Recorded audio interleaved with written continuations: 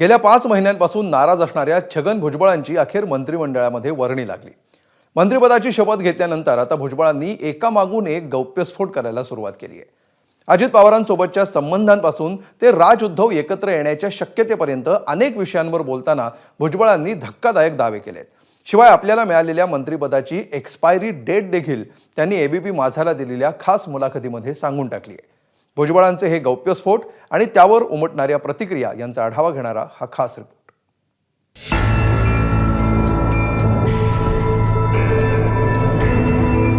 फडणवीस सरकारच्या पहिल्या मंत्रिमंडळ विस्तारातून डावलले गेलेल्या छगन भुजबळांचं नुकतंच कॅबिनेटमध्ये पुनरागमन झालं।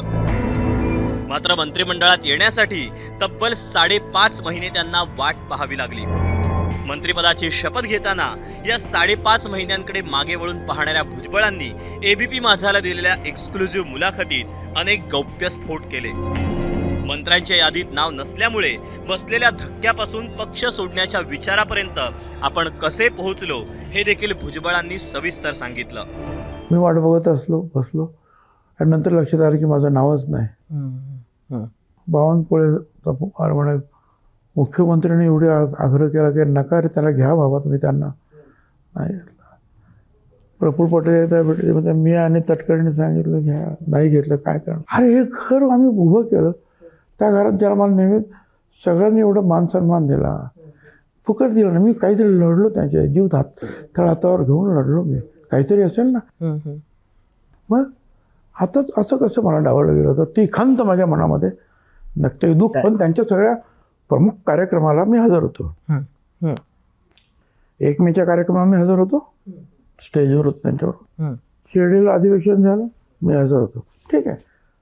तुमच्या घरच्या कार्यक्रमाला हजर नव्हतो, पक्षाच्या कार्यक्रमाला मी हजर होतो। मी पक्ष सोडला नव्हता, कारण काय करायचं काय, पण सोडायचा का हा विचार आला होता का? आला होता अनेक वेळा की काय कशासाठी राहील, की ते आपली किंमत अशी का अशी झाली।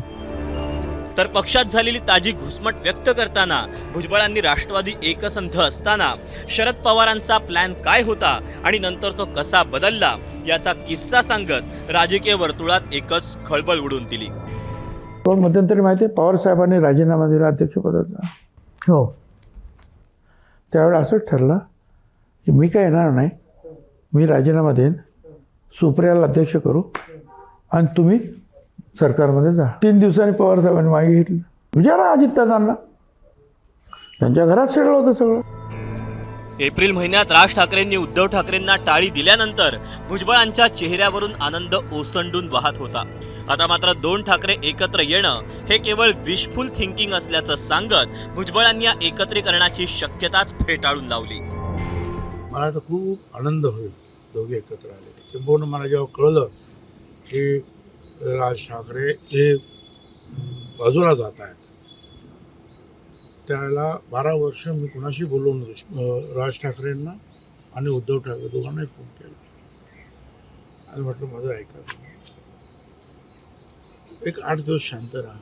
पण दुर्दैव आणायचे आहे, परत म्हणजे व्हायचं झालं, कारण ते थोडे वेगळे झाले। आज सुद्धा जर ते दोघे एकत्र झाले तर माझ्यासारखा आनंद कोणालाच होणार नाही। असं वाटतं आपल्याला की ठीक आहे, विशफुल थिंकिंग, तुघं एकत्र आले कुटुंब तर बरं होईल, हे पण एकत्र आलं बरं होईल, पण हे आमचं विशफुल थिंकिंग आहे, पण ते होणार नाही हे सुद्धा मला माहिती आहे। काय करणार, राजकारणामध्ये काही गोष्टीची नाही म्हणजे नाहीच होत आहे।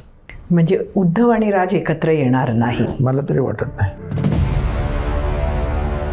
अर्थात छगन भुजबळांचं मंत्रिमंडळात कमबॅक झालं असलं तरी भुजबळांनी आपल्या मंत्रिपदाची एक्सपायरी डेट देखील जाहीर केली। धनंजय मुंडेंना क्लीन चिट मिळाले, काही हरकत नाही। काय माझी पुनर्स्थापना झालेली आहे, मी पुन्हा आलो आहे, इज्जतीने आलेलो आहे। काय धनंजय मुंडे सगळ्या ह्याच्यातून मुक्त झाले, सगळी लाईन क्लिअर असेल, छगन भुजबळ राजीनामा देईल, संपला विषय।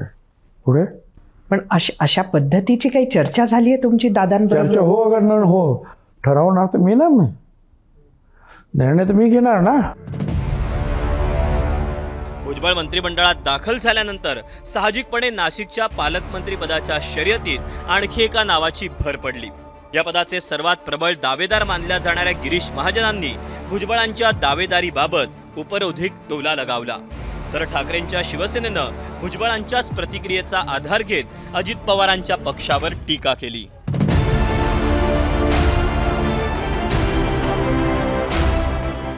मंत्रिपद पण मलाच मिळेल असं दावा पण करता येतो. चांगलं आहे, दावा करणं काय वाईट आहे? फडणवीसांनी जर ठरवलं तर मी होऊ शकतो का? बिलकुल. सीएम साहेबांनी ठरवलं तरी काही होऊ शकतात, ते अजून उपमुख्यमंत्री सुद्धा होऊ शकतात. तिसरे मुख्यमंत्र्याच्या हातात आहे ते सगळं. कोणाला पालकमंत्री करायचं, कोणाला उपमुख्यमंत्री करायचं, कोणाला मंत्री करायचं, असं कोणी काही म्हटलेलं नाही आहे. त्यांच्या पक्ष मुळात त्यांचा पक्ष नाही. ते ज्या पक्षामध्ये आहेत अजित पवारांचे, तो पक्षच नाही, तो चोरलेला पक्ष आहे. त्या पक्षाचे प्रमुख अमित शहा आहेत, ते दिल्लीत बसतात. म्हणून त्यांनी जे सांगितलं भुजबळांनी की मला मंत्री करण्यामध्ये अमित शहा आणि नरेंद्र मोदी आणि देवेंद्र फडणवीस यांचं योगदान आहे. त्यांनी अजित पवारांचं नाव घेतलंय का? मी तेही मान्य करतो की त्यांचं पक्ष अमित शहांचा पक्ष. धनंजय मुंडेंचा राजीनामा, तोंडावर आलेल्या महानगरपालिका निवडणुका आणि ऑगस्ट महिन्यापासून मुंबईत सुरू होणारं मनोज जरांगेंचं आंदोलन या पार्श्वभूमीवर छगन भुजबळांचं मंत्रिमंडळातलं कमबॅक हे पाहिलं जात आहे. गेले 5 महिने जाहीर नाराजी व्यक्त करणाऱ्या भुजबळांनी शपथविधीनंतर नव्या इनिंगची सुरुवातही गौप्यस्फोटांनी केली. आता भुजबळांची इथून पुढची इनिंग शांततेत कारभार करणारी ठरणार की भुजबळांच्या तोंडून असेच शब्दांचे आणि गौप्यस्फोटांचे धमाके होत राहणार, याकडे सर्वांचं लक्ष असेल. ब्युरो रिपोर्ट, एबीपी माझा. आणि आता पुण्यातल्या जामतारा रॅकेटची गोष्ट.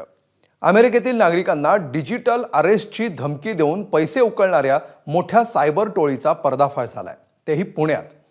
ही टोळी पुण्यातल्या खराडी भागातल्या एका इमारतीमध्ये कॉल सेंटरच्या नावाखाली काम करत होती. या टोळीचा मुख्य सूत्रधार करण शेखावत हा गुजरातचा आहे. पाहूया याबाबतचा हा स्पेशल रिपोर्ट. एबीपी माझा, उघडा डोळे बघा नीट.